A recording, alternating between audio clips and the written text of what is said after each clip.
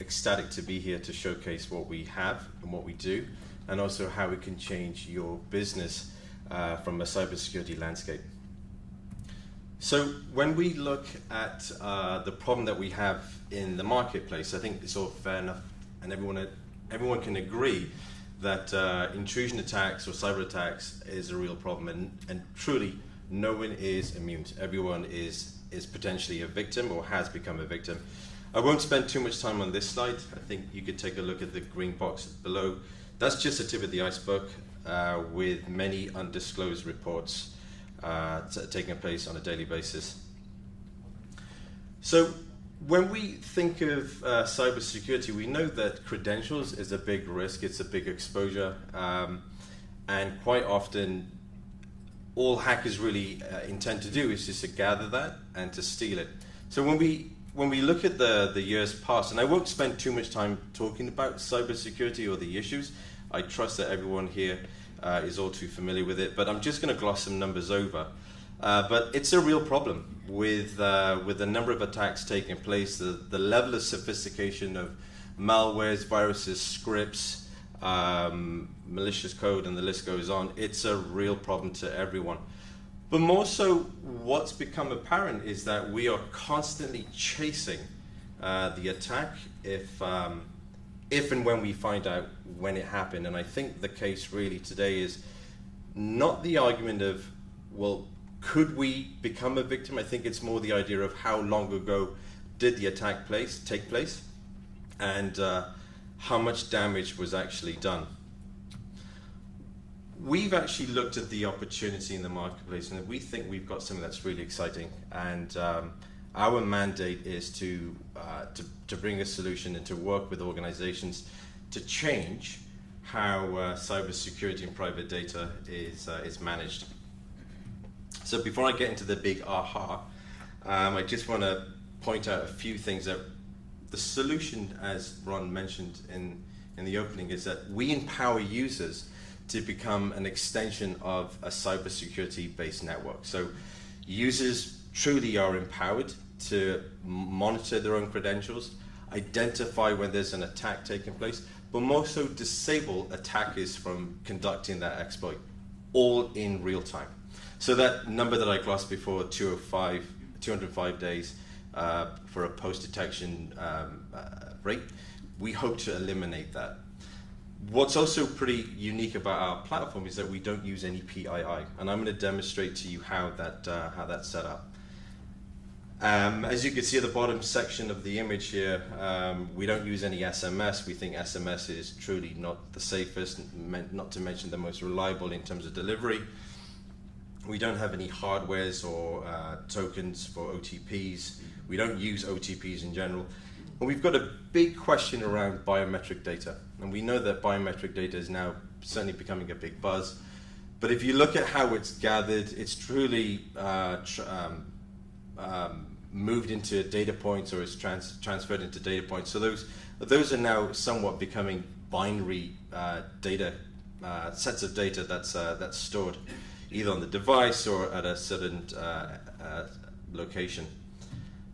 So introducing our solution, pretty simple. We like to believe it's pretty elegant. We have an app eco-centric system.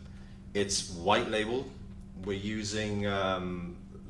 benefiting or leveraging from the protocols of push notifications, so it's secure, it's in real time. And today we have this available for iOS. As you can see, it's also available on OS watches as well. And we are very, very soon going to be releasing the Android version of this in the coming weeks.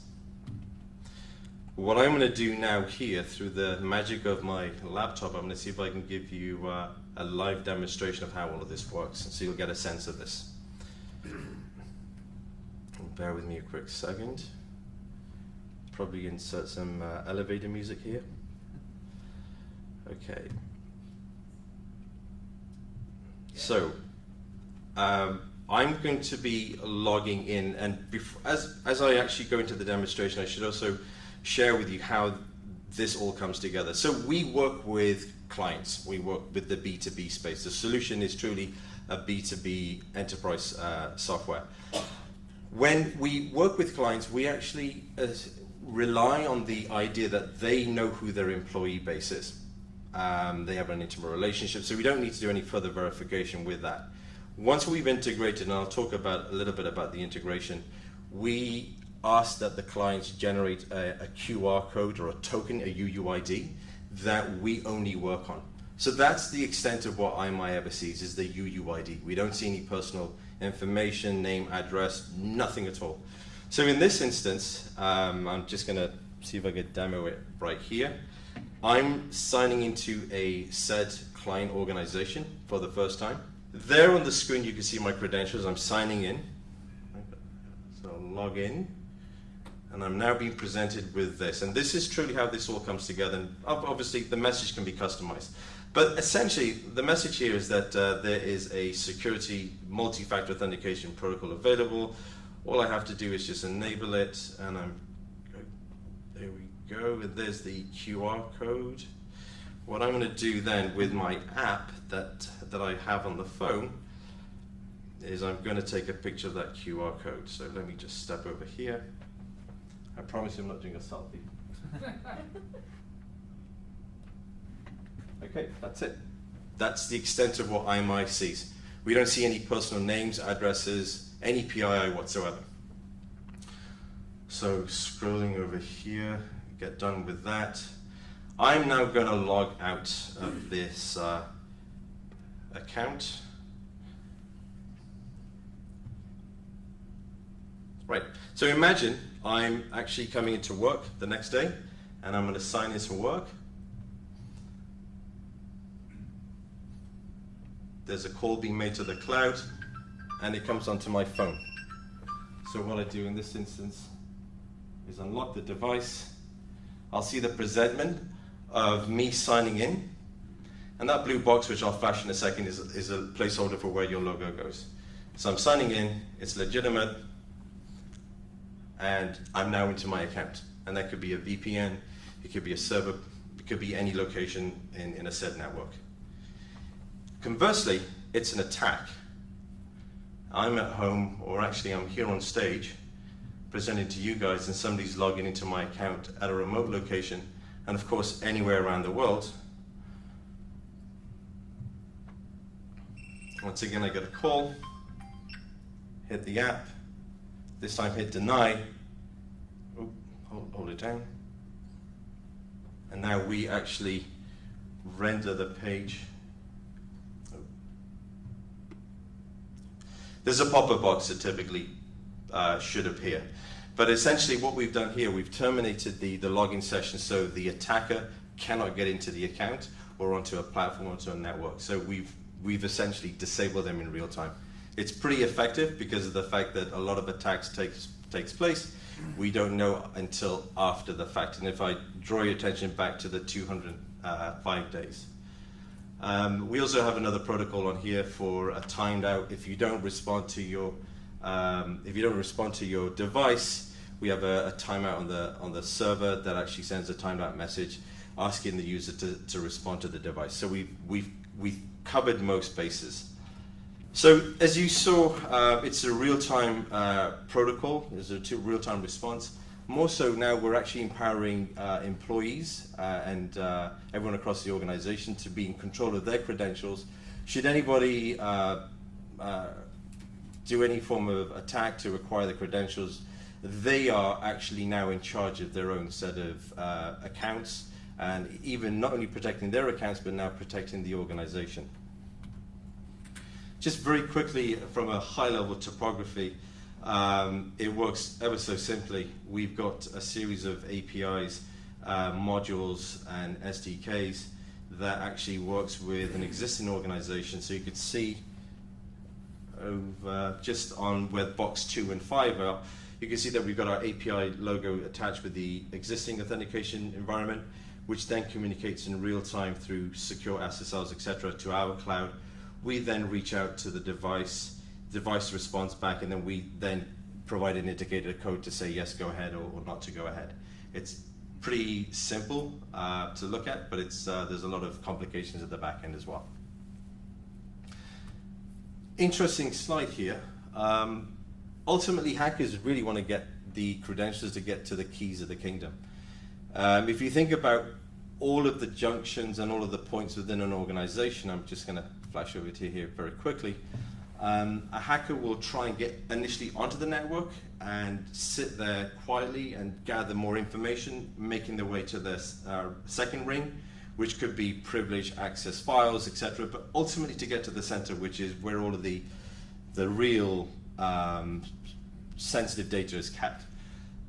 What we have in play is a solution that actually monitors and empowers each and every user along the way to be in charge of their credentials, to identify attacks, but also, as you saw, disable an attacker in real time. So I draw your attention back to that quote of 205 days. We hope to eliminate that. In terms of the industry, we are approaching the industry strategically and very carefully, but aside from the fact of the arrangement of verticals that you see here, we're really focused on financial, health, and education as a first entry to the market, just because of the amount of information that's being kept there. We are getting attention from different organizations, from government, as well as online shopping. So we're treading the market very carefully. Very quickly, in terms of what's available, and I apologize for the glowing green box at the end there, but it reads $3.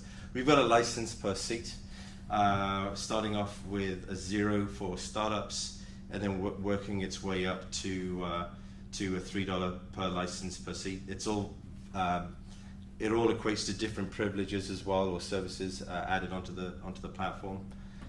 As you saw, we've got smart phones and wearables available, APIs. The solution is available globally, and we've also set this up in a cloud environment, so it's easy to get to and install as well. Last few slides. When we think of the state of cybersecurity today, that's really us over here, this gray box. The center point is the organization, and it's constantly monitoring different types of traffic or movement or transfer of information from its center point. It's a heavy payload for an organization to manage, but as an attacker, I just have to compromise that center point there. What we're looking to do is shift it over to an environment where everybody is now accountable, or at least an attributing factor to security. So if somebody steals my credential, I certainly wouldn't let them in, but by doing so, I'm not letting the attacker onto the network and then making its way to the core server systems or centers. So we now have a distributed means of providing security. As you saw, I'm just going to gloss through this very quickly. The solution, again, is real-time. It's very effective, and we could potentially stop the attackers from getting in and doing the attacks, and also data breaches too. And we've got a special announcement that I'm happy to share with you today. Through a lot of work and effort, we've managed to secure a partnership deal with IBM. It's a big step for us. I won't get into the details of what the partnership deal entails, but they've really gone through our system with a fine comb, and they've been impressed enough to say that we really like what you have. They're now putting us in front of their customers, their clients, and we're looking to really take advantage of this opportunity, but we're really excited to announce that. And that's the last slide. Thank you so much.